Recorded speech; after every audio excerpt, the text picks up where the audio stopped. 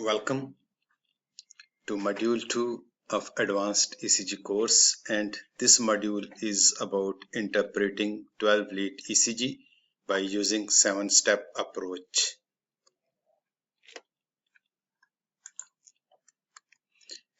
The learning objectives of this module includes to review checklist and step-by-step interpretation of ECG, to learn and discuss each step of ECG interpretation, and in between we'll have two exercises: rate determination and rhythm analysis. So this is the checklist, and there are many ways to interpret the ECG, but in this course we are going to apply this checklist as a stepwise approach. Step 1 is the rate. The rate can be normal, bradycardia or tachycardia. Then the rhythm. When you are going to interpret the rhythm, you have to go through these steps, whether the rhythm is regular or irregular. Then the P wave and its relationship with the QRS complexes with 1:1 ratio, QRS duration and PR interval. Then comes the axis. Axis can be normal. There can be left axis deviation, right axis deviation, or extreme right axis deviation. The next step we are going to talk is about the hypertrophy, and in this one you will see the atrial hypertrophy and ventricular hypertrophy. Then the interventricular blocks, we are going to review the right bundle branch block and left bundle branch block and fascicular blocks and the ECG findings associated with these blocks. Then the infarction, and we'll interpret the ST segment first with we'll see is there any ST segment elevation, then ST segment depression, T wave inversions, Q wave and R wave progression. And final step is the miscellaneous. And in this step we are going to cover the QT interval, U wave, J wave, PR segment, lead misplacement and artifacts, and we'll look all the leads, especially AVR and calibration and speed. We have to take care of this one as well. And we should correlate all the findings on the ECG with the history and physical examination to reach a proper treatment decision. Here I'm going to apply the 7-step approach on this ECG. The purpose of this small segment is not to teach the whole ECG, but just to sensitize how we are going to apply this checklist on an ECG. This ECG belongs to a 50-year-old man who is suffering from the heartburn. Okay, so look at the ECG as a whole. Okay, sometimes from the distance you may get a striking abnormality, and in the upper part there are some information about this patient, and even there is a computer-based auto reading of this ECG. These are the 12 leads. In the upper part, lead 1, 2, 3, AVR, AVL, AVF, and the 6 chest leads. On the bottom there is a rhythm strip. And also if you see on the lowest part of the ECG paper, there are calibration signals. The speed is 25 millimeter per second, and the voltage is 10 millimeter per millivolt, and this is the voltage calibration signal. You can also have a look on the AVR, which should be negative in the normal ECGs. If this is abnormal, so definitely you are dealing something wrong. So after this just overview of this ECG, let's apply the first step. So what's the rate here? There are many methods, and we are going to cover soon in the coming slides. The rate here is approximate 80 beats per minute. What's the rhythm here? So there is a P wave followed by the QRS complex and T. So these are the normal shape P wave. So this is sinus rhythm. As the heart rate is within the normal limit, so this is your normal sinus rhythm. Then what's the QRS axis here? So to check the axis, you have to look at the lead 1 and AVF. If both are positive, your axis is normal. Then you have to look for the hypertrophy, the atrial as well as ventricular hypertrophy. As far as the atrial hypertrophy is concerned, you have to look at the P wave in lead 2. If it's tall, this is right atrial hypertrophy. If it's broad, it's left atrial hypertrophy. But in this ECG, it looks normal. For ventricular hypertrophy, you have to look in the chest leads. For right ventricular hypertrophy, you have to find the R wave in V1, which is not seen. And for left ventricular hypertrophy, you have to look at the S wave in V1 or V2, whichever is the deepest, plus the R wave in V5 and V6, whatever is the tallest, and then combine the voltage of these two ECG. If it's more than 35 mm, it's left ventricular hypertrophy. But in this case, in this ECG, it seems to be no left ventricular hypertrophy. The fifth step is there any bundle branch block here? So to see a bundle branch block, you have to look at the lead V1 and V6. If there are wide Kuros complexes, so there are chances that the patient has bundle branch block, but here no bundle branch block. Then you have to look at the ST segment elevation and ST segment depression and T wave changes. There is no ST segment elevation, no ST segment depression, and no abnormal T wave inversions. Is there any abnormal Q wave? Subnormal Q wave signifies the old infarction. So we can't see any abnormal Q waves. Is there any R wave progression? Poor R wave progression. You know, the R wave progresses from V1 towards V3 and V4 and V5, and it keeps on increasing in size. So sometimes in certain conditions like intraseptal myocardial infarction, left bundle branch block, the R wave is progressed poorly. But in this example, there is a nice progression. Anything else interesting? The QT interval seems to be normal, less than half of the RR interval. No U waves, no J waves. There is no lead misplacement. So how you are going to read this ECG? This ECG shows normal sinus rhythm with the rate of 80 beats per minute, a regular rhythm, no axis deviation, no atrial or ventricular hypertrophy, no bundle branch block, and no evidence of ST changes. So my interpretation is this is a normal ECG. Okay, so after this brief sensitization, how to read an ECG, let's go through this stepwise approach by going through each step one by one.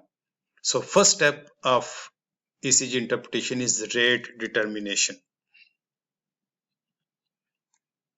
So normally what happened on the ECG paper, the machine itself, this computer itself reads the heart rate, which is the exact heart rate which the patient's heart is going through.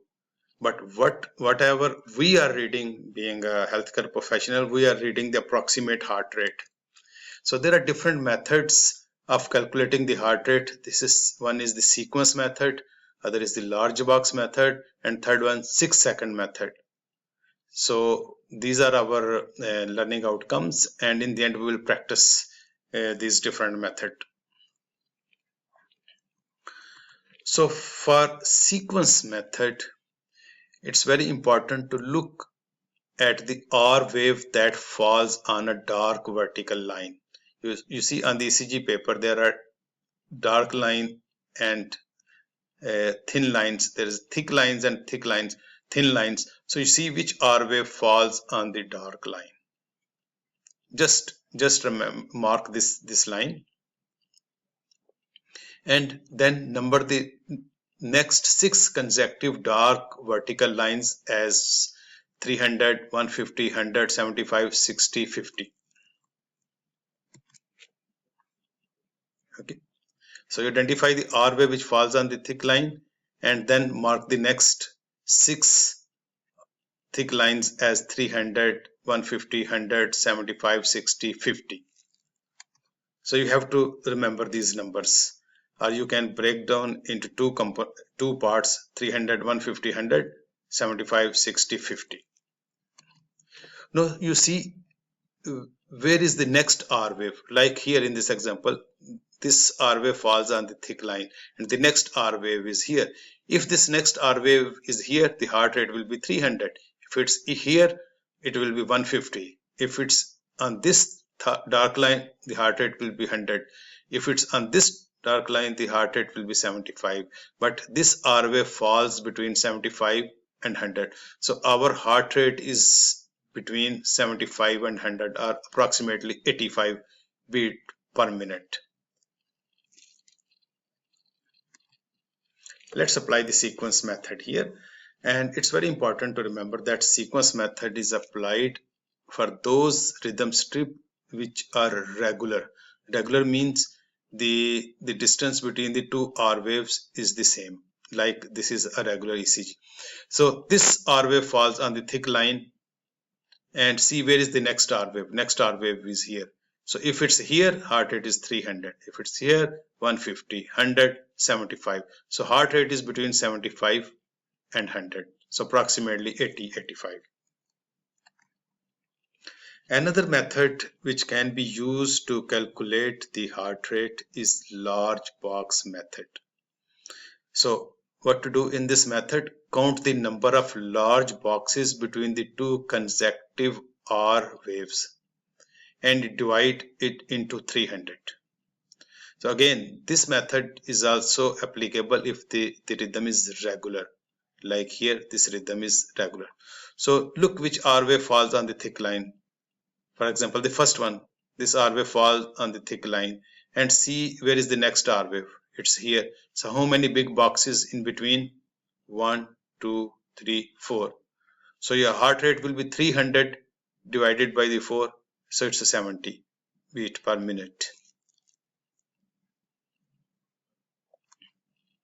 There is another method, small box method. In here you have to count the number of small boxes between two consecutive R waves and divide into 1500. Right? So you have to count the how many small boxes, like between this R wave and this R wave, these are 18 small boxes. 1500 divided by 80, again it will be the 70, approximate 70 heart rate.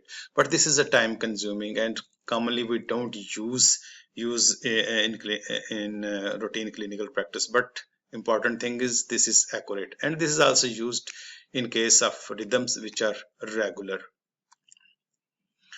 The third method is a 6-second method. A 6-second method is used if the rhythm is irregular. It can also be used for the regular methods, but commonly we use this one in case of irregular rhythms like atrial fibrillation. So let's apply this methods here. So for this one, on the ECG paper there are sometimes marking, but here on this paper there are no markings here. Like here, this one, from here till here, it's a 6-second. But if you're not sure, then let's see how to calculate the 6 seconds. So 5 big boxes is equal to 1 second. So 15 big boxes is equal to 3 seconds, and 30 big boxes is equal to 6 seconds. So let's see where are the 30 big boxes. If we start from here, 1, 2, 3, 4, 5, 6, 7, 8, 9, 10, 11, 12, 13, 14, 15, 16, 17, 18, 19. Till here are the 30 big boxes. Okay, and we'll see how many R intervals in these 30 big boxes which are equal to 6 seconds. So here if you see 1, 2, 3, 4, 5, 6, 7, 8.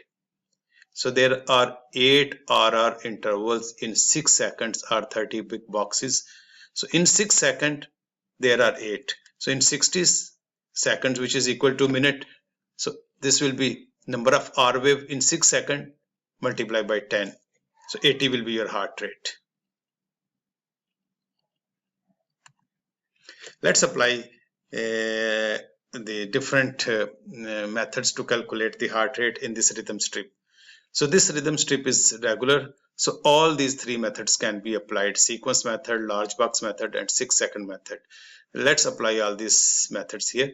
So sequence method. So this R wave falls on the thick line, and the next one is here. So 300, 150, 100, 75. Between 75 and 100, approximate 80 heart rate.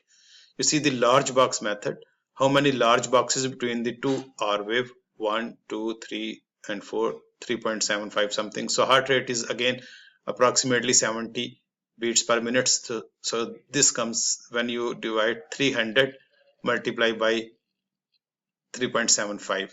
And then the last one is the 6-second methods. You have to calculate the 30 big boxes, which is equal to 6 seconds, and see how many RR wave are here. So from here till here are 6 seconds, are 30 big boxes, and number of RR 1, 2, 3, 4, 5, 6, 7, 8. 8 times 10 is equal to 80 heart rate. All right. So now you have learned the three methods of calculating the heart rate: sequence method, large box method, and 6-second method. Sequence method and large box methods are used for regular rhythm. The 6-second method is used for irregular rhythms. Okay. So look at this rhythm strip and let's see which method is applicable here out of these three methods: sequence method, large box method, and 6-second method. As this is regular, so we can apply any of these methods. So if you use this 6-second method, so heart rate will be 300, 150, 100, 75. So it's between 75 and 100. So it's close to, like, for example, 90, 80, approximate 80 beats per minute. You can also use the large box method. So see the how many large boxes are here: 1, 2, 3, 4. So 300 divided by 4 is equal to 70, or even the 6-second method you can also apply here. So let's see which method is you can apply here. So sequence method, if you use sequence method, so 300, 150, 100, 75, 60, 50. So after 50 is a problem here. So it's advisable not to use sequence method if the heart rate is really slow, like less than 50. So here the best method if the rhythm is regular is large box method. This one, large box method. So see by the large box method, 1, 2, 3, 4, 5, 6, 7, 8, 8.5. So 300 divided by 8.5, so it's like close to approximately 40 beats per minute is heart rate, even less than this. Look at this rhythm strip. Again, this is regular, so any of the method you can apply. So for example, the large box method, which is the most commonly used method and most favorite method of healthcare professionals. So if you see this R wave falls on the thick line, so 1, 2, so 2.5. So 300 divided by 2.5, approximately 120, 125, 130 beats per minute. So you can apply the sequence method as well, and you can apply the 6-second method as well here. Look at this rhythm strip. This rhythm strip is irregular. You see the distance between the two are distance is not the same. The RR intervals are not equidistant. So here sequence method is not applicable. Large box method also not applicable. So the method which can be applied here is 6-second method. So how to apply this one? Just calculate the 6 second. The 6 second are equal to 30 large boxes. So from here till here are 30 large boxes. On ECG paper, sometimes there are marking after every 30 seconds or 50 seconds. From here till here are 3 seconds, and till here are the 6 seconds. So 15 large boxes, 3 seconds, another 15 large boxes, 3 more seconds. So total 6 seconds. So this is a 6 second strip where there are 30 large boxes, and how many RR intervals? 1, 2, 3, 4, 5, 6, 7, 8, 9, 10, 11, 12, 13, 14, 15. So 15 times 10 is the 150 is heart rate. Look at this rhythm strip. Again, this rhythm strip is irregular. So you cannot apply the sequence method. You cannot apply the large box method. So only method you can apply is the 6 second method. So see the how many RR interval in 6 seconds. So 6 seconds are 30 big boxes, which is, this is a 6 second strip. So you can calculate the number of RR intervals 1, 2, 3, 4, 5, 6, 7, 8. 8 times 10 is the 80 heart rate. Look at this rhythm strip. This is mostly regular, so you can apply any of the above methods. So sequence method, if you will use, so this falls on the thick line, 300, 150. So heart rate is approximately 150. Large box method, so 300 divided by 1 and 2 big boxes, so approximately 150. And then the 6 second method, from here till here are the 6 second, 1, 2, 3, 4, 5, 6, 7, 8, 9, 10, 11, 12, 13, 14. 14 times 10 is the 140 approximate heart rate. Look at this rhythm strip. So here it's a challenging strip, but if you see, if we'll take this initial part, okay, as a separate rhythm and the later half as a separate rhythm, then it's easy to calculate the heart rate, because this ECG shows a specific rhythm, which is the SVT, supraventricular tachycardia, and here the patient might have received some intervention like adenosine, and then the later it starts another slow rhythm. So by sequence method, if you see the initial component of this ECG, it's 300, 150. So heart rate is between 150 and 300, approximately 180, 190. By large box method, this is again 300 divided by 1.5, so 180 approximately. But if you look at the second half, it's slow here, and it's slightly irregular also. So it's difficult to apply the sequence method or large box method. So let's apply the 6 second method. So if we start from here, for example, from here onwards, so 6 seconds means 30 big boxes, but how many we have? 1, 2, 3, 4, 5, 6, 7, 8, 9, 10, 11, 12, 13, 14, 15. From here till here are 15. So we don't have a complete 6 seconds, but we have 3 seconds strip. So how many RR is 1 and 2 R? So here instead of multiplying with the 10, we'll multiply by the 2. So 2 RR intervals times 2 is the 40 is heart rate. Now again look at this one. This is irregular, so 6 second method. So by using this 6 second method, you from here 1, 2, 3, 4, 5, 6, 7, 8. So this is a 6 second strip, and see how many RR interval, 1, 2, 3, 4, 5, 6. 6 times 10 is the 60 is your heart rate. If you will just take the 3 second strip, then 1, 2, and 3 RR interval. So 3 times 20 is again the 60 heart rate. So but if you have a 6 second strip, better apply the full 6 second. So here this is a regular rhythm. So you can apply the sequence method, you can apply the large box method, or 6 second method. Any method you can apply. So by using the sequence method, it will be, this falls on the thick line, 300, 150, approximately 150 heart rate. By large box method, 300 divided by 1 and 2 big boxes, again 150. And by a 6-second method, this is a 6-second strip, so 1 2 3 4 5 6 7 8 9 10 11 12 13 14, 140 approximate heart rate. So thank you very much, and let's proceed to the step 2, which is about the rhythm analysis.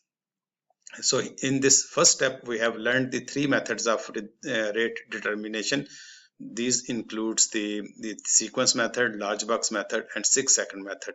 Sequence method and large box methods are used to estimate the heart rate in regular rhythm strips, but 6-second method is applicable to the irregular the rhythm strips. And the best heart rate and accurate heart rate is seen on the ECG paper, which is calculated by the ECG machine.